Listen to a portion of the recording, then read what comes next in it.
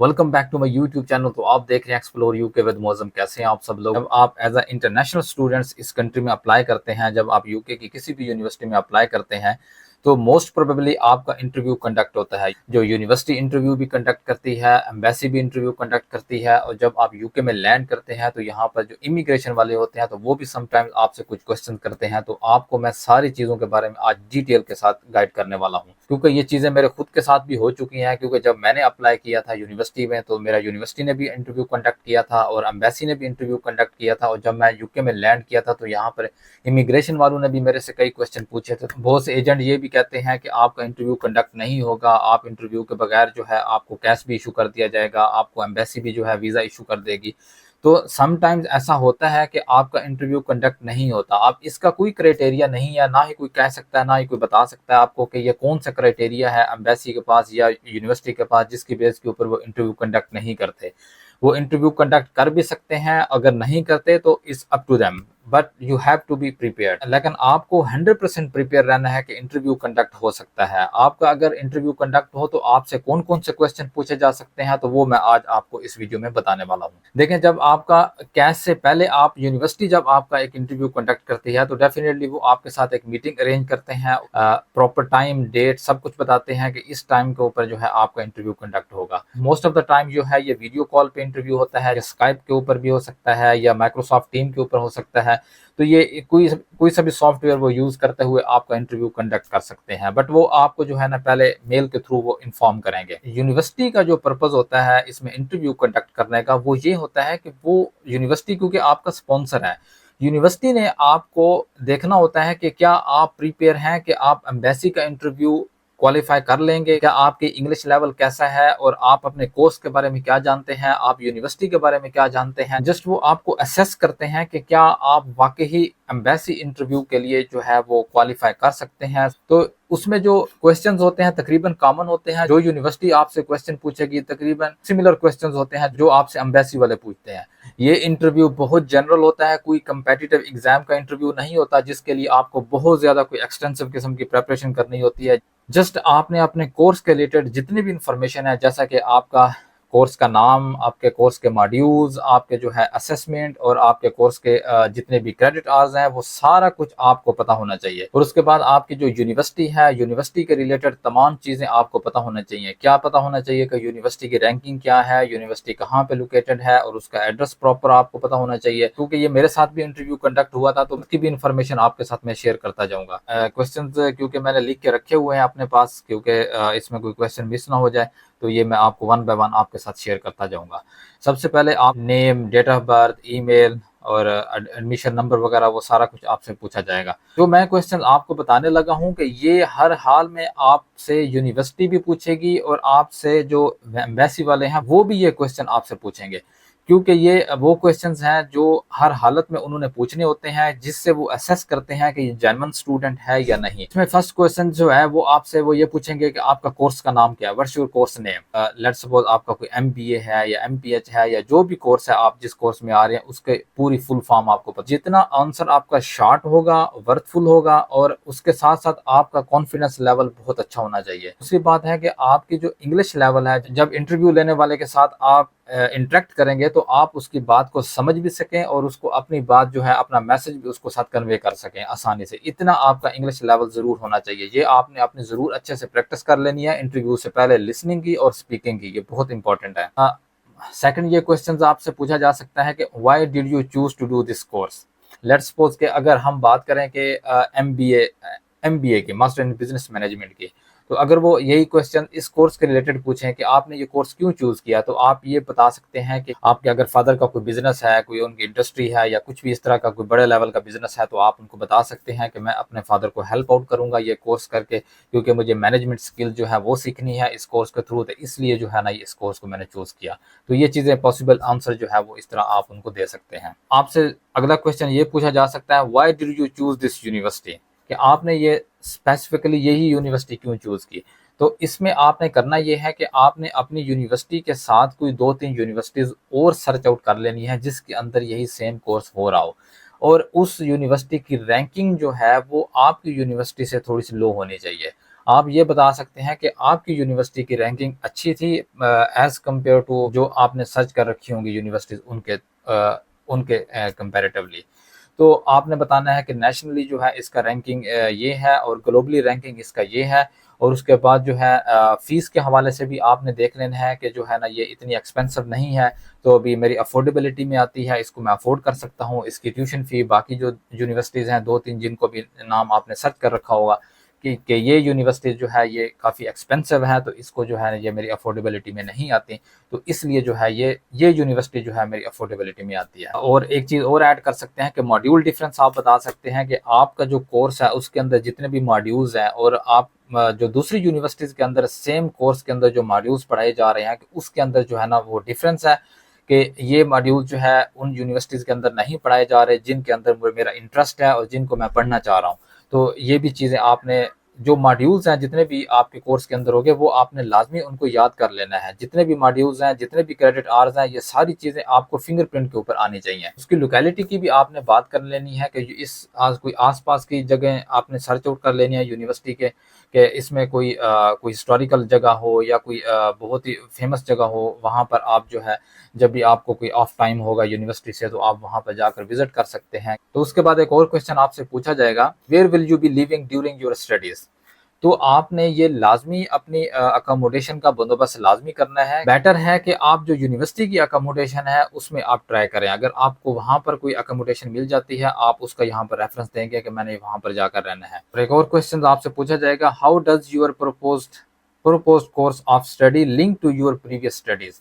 जो आपकी previous study है और उसके साथ ये जो आप कोर्स करने जा रहे हैं उसका लिंक कैसे है? जो एसओपी आपने बनाकर सबमिट की होगी तो डेफिनेटली आप उसके साथ भी ज़रूर उसके अंदर मेंशन किया होगा कि आपकी प्रीवियस स्टडी आपके इस कोर्स के साथ जो आप करने आ रहे हैं उसके साथ कैसे लिंक करती है। तो आपने वो एक क्लियरली जो है उनको ये चीज़ बतानी है कि आपने किस तरह से इस प्रीवियस स्टडी के साथ इस कोर्स को लिंक किया है। How did you find out about your institution before applying? इस क्वेश्चन को आपने ऐसे टैकल करना है कि आप किसी फ्रेंड का बता देना है या आपका कोई रिलेटिव है जो रिसेंटली वहाँ से जो है इस यूनिवर्सिटी से ये कोर्स करके आया है, तो इस यूनिवर्सिटी की जो मैनेजमेंट है, फैसिलिटीज़ हैं, बहुत ज़्यादा उसने अप्रिशिएट किया है, तो इसलिए मैं जो है ना इस काफ़ी ज़्यादा जो है ना इस चीज़ से फैसिनेट हुआ हूँ। मैंने ये डिसाइड किया कि मुझे जो है इस यूनिवर्सिटी में एडमिशन लेना चाहिए। अच्छा, जो मेन इम्पोर्टेंट क्वेश्चन है ये हर सूरत में आपसे पूछा जाएगा क्योंकि इस क्वेश्चन से वो असेस करेंगे कि क्या आपकी इंटेंशन है after completing your studies in UK. तो ये क्वेश्चन ये है कि what you intend to do when you finish your studies in the UK, कि जब आप कोर्स यहाँ पर ख़त्म कर लेंगे तो उसके बाद आप क्या करेंगे। आपने इसका एक स्ट्रेट फॉरवर्ड जो है आंसर यही देना है कि मुझे इस जो स्टडी कंप्लीट करने के बाद अपनी बैक होम कंट्री में जाना है।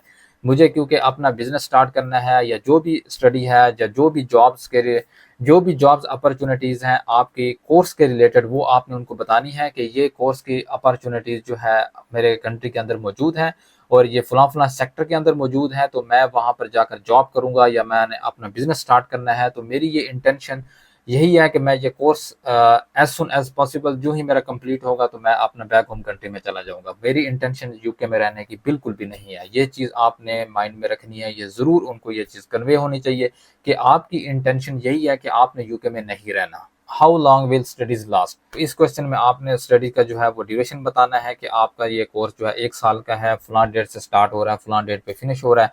फिर आपसे आपकी ट्यूशन फीस के बारे में पूछा जाएगा। जो यूनिवर्सिटी की फ़ीस है वो एक्चुअली कितनी है, आपने वो एग्जैक्ट फिगर आपको पता होना चाहिए कि आप ऑलरेडी कितना पे कर चुके हैं कैश लेने के लिए, और उसके बाद जो है आपके रिमेनिंग कितने हैं जो आपने बाद में यूनिवर्सिटी को पे करने हैं वो आपकी बैंक में अवेलेबल है। एक और मेन इंपॉर्टेंट क्वेश्चन आपसे पूछा जाएगा कि who is your sponsor. Better है कि आप जो है अपने फादर को अपना स्पॉन्सर रखें।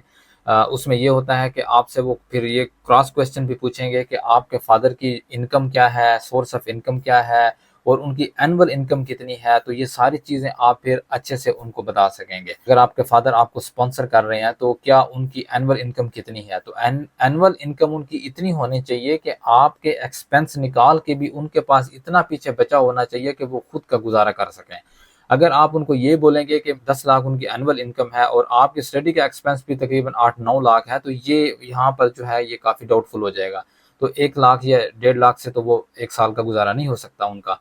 तो ये आपने कम से कम 2 गुना या 3 गुना इससे बढ़ा के बताना है कि आपके फादर की इनकम 30 लाख है, 40 लाख है साल की, तो आपकी अगर यूनिवर्सिटी का एक्सपेंस 10 लाख या 15 लाख है तो वो इजीली अफोर्ड कर सकते हैं, क्योंकि उसके बाद भी उनके पास इतनी अमाउंट पीछे बचती है कि वो अपना अच्छे से गुजारा कर सकें। तो आपसे एक सोर्स ऑफ इनकम आपके फादर का लाजमी पूछेंगे। जो भी आपके फादर का सोर्स ऑफ इनकम है वो आपने लाजमी बताना है, जैसा कि कोई एग्रीकल्चर लैंड है या उनका कोई बिजनेस है, कोई इंडस्ट्री है, कुछ भी है जिससे वो सारी इनकम आ रही है, तो वो आपने लाजमी इसमें कोट करना है। बहुत इंपॉर्टेंट क्वेश्चन ये भी है कि do you have any relative in UK, तो इसमें आपने बिल्कुल स्ट्रेट फॉरवर्ड नो कहना है। अगर आपके कोई फादर या मदर यहाँ पे रह रहे हैं तो आपने फिर तो ऑब्वियसली आपने उनको यस कहना होगा। अगर आप ये शो करेंगे कि आपका कोई यहाँ पे रिलेटिव्स हैं यहाँ पर या कोई जानने वाले हैं, तो डेफिनेटली उनके माइंड में ये चीज़ आ सकती है कि इसकी इंटेंशन जो है यहाँ पर जो है वो स्टडी कंप्लीट करने के बाद वापस जाने की नहीं लगती। ये कॉमन क्वेश्चंस हैं जो मैंने आपको बताए हैं। इसके साथ आपके साथ कोई क्रॉस क्वेश्चन भी हो सकते हैं, लेकिन आपको मैं एक यहाँ पर एडवाइस करूंगा कि आपने जब भी इंटरव्यू देना है अपने आंसर को हमेशा शॉर्ट रखना है। जो चीज वो पूछ रहे हैं सिर्फ उसी का ही आपने जवाब देना है। आप जितना ज्यादा उसमें एक एक्सटेंसिव डिटेल बताने लग जाएंगे तो उसमें उतना ही ज्यादा आप फंसते जाएंगे, क्योंकि उसमें बहुत ज्यादा फिर क्रॉस क्वेश्चंस होना शुरू हो जाएंगे जिसका आंसर देना आपके लिए फिर किसी स्टेज के ऊपर मुश्किल भी हो सकता है। तो आपसे जितना पूछा जाए आपने उतना ही जवाब देना है।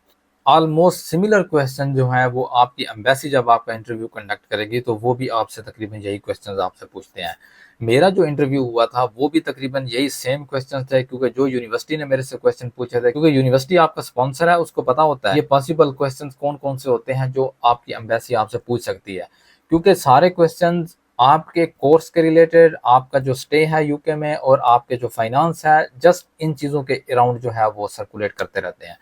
वर्क के रिलेटेड भी आपसे ये क्वेश्चन पूछ सकते हैं कि आपको यहाँ पर आकर यूके में आप वर्क करेंगे, जाकर काम भी करेंगे, तो आपने इसके ऊपर भी बिल्कुल नो कहना है, क्योंकि आपने ये बोलना है कि मेरे जो है अकाउंट के अंदर मेरे एक्सपेंसेस के लिए जो है वो अमाउंट मौजूद है, मैं अपना जो है वहाँ से यूज़ करूँगा वो अमाउंट, और मेरी जो इंटेंशन है सिर्फ और सिर्फ स्टडी करने की है कि मैं यहाँ पर जा रहा हूँ स्टडी करने के लिए, स्टडी कंप्लीट करने के बाद मैं अपने बैक होम कंट्री में चला जाऊँगा। जो यूनिवर्सिटी का इंटरव्यू है और आपकी एम्बेसी का जो इंटरव्यू है तकरीबन सिमिलर होता है, ये सिमिलर ही क्वेश्चन आपसे पूछे जाते हैं। जो क्वेश्चन की स्टेटमेंट है उसमें थोड़ा बहुत जो है इसमें डिफरेंस आ सकता है, जो पर्पज है वो तकरीबन यही होता है, जो चीज़ें मैं आपको बता चुका हूँ। और उसके बाद मैं बताता हूँ कि जब आप यूके में लैंड करेंगे, आते हैं यहाँ पर, तो आपसे इमिग्रेशन वाले भी आपसे क्वेश्चन कर सकते हैं, क्योंकि उन्होंने मेरे से किए थे, तो इसलिए मैं आपको बता रहा हूँ कि आपको वेल प्रिपेयर्ड होना चाहिए उन क्वेश्चंस के लिए भी। क्वेश्चंस कोई डिफरेंट नहीं होते, जो डॉक्यूमेंट्स हैं वो आपके पास होने चाहिए फिजिकली। तो उन्होंने मेरे से कैश का पूछा था कि आपका कैश किधर है, तो मैंने उनको फौरन से जो है अपने बैग से कैश निकाल के उनको दे दिया। मैंने कहा ये मेरा कैश है। उस कैश के अंदर जो है वो उन्होंने डिटेल्स वगैरह देखे, आपका कोर्स कौन सा है, तो मैंने उसके कोर्स के नाम बताया। आपकी यूनिवर्सिटी कौन सी है, मैंने अपने यूनिवर्सिटी का नाम बताया।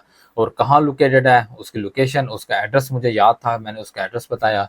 और उन्होंने पूछा कि ये आपने यही यूनिवर्सिटी आपने चूज क्यों की, वेल प्रिपेयर्ड था तो मैंने उनको बता दिया। और भी क्वेश्चंस आपसे पूछेंगे, व्हाई यूके, कि यूके ही क्यों आपने इस स्टडी के लिए चूज किया। आप ऑस्ट्रेलिया भी जा सकते थे, आप कनाडा भी जा सकते थे, आप यूएसए भी जा सकते थे, न्यूजीलैंड जा सकते हैं, किसी भी और कंट्री में आप इस स्टडी के लिए जा सकते हैं।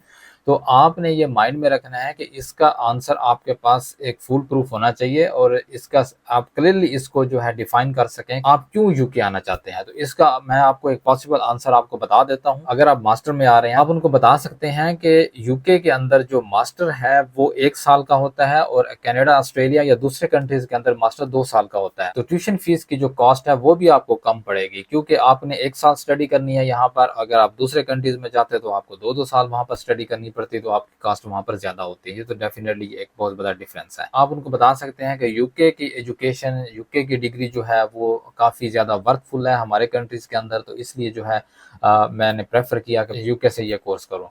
और उसके बाद आप कुछ अपने टूरिस्ट प्लेसेस का बता सकते हैं यहाँ पर, कि यहाँ पर काफ़ी ज़्यादा जो है टूरिस्ट प्लेसेस हैं, उनको देखने का मेरा एक ड्रीम था। तो मैं चाहता था कि मैं अपनी स्टडी भी वहाँ पे करूँगा और साथ साथ मैं इन जगहों के ऊपर विजिट भी करूँगा। और उसके साथ आप ये कह सकते हैं कि यूके एक मल्टी कल्चर जो है सोसाइटी है, यहाँ पर डिफरेंट कल्चर के लोग हैं, तो आपको एक बेटर एक्सपोजर होगा। यहाँ पर डिफरेंट सोसाइटी के लोगों के साथ, डिफरेंट कल्चर के लोगों के साथ आप मिलेंगे, आप उनके कल्चर के बारे में एक्सपोजर लेंगे। तो ये सारी चीज़ें आप इसमें कोट कर सकते हैं। तो इसमें आप मज़ीद कुछ चीज़ें और ऐड भी कर सकते हैं, क्योंकि पॉसिबल आंसर यही बनता है, आप उनको इस तरह से जो है ये इसका जवाब दे सकते हैं। होपफुली आपको इन क्वेश्चंस की अंडरस्टैंडिंग हो गई होगी। अगर आपको फिर भी कोई इश्यू आ रहा है इनके अंदर, तो आप मुझे कमेंट्स बॉक्स में पूछ सकते हैं, डेफिनेटली मैं आपको उसमें गाइड कर दूँगा। तो अगर मेरी वीडियो आपको अच्छी लगी हो तो लाज़मी लाइक कीजिएगा, शेयर कीजिएगा और मेरे चैनल को सब्सक्राइब कीजिएगा। Thank you for watching my video.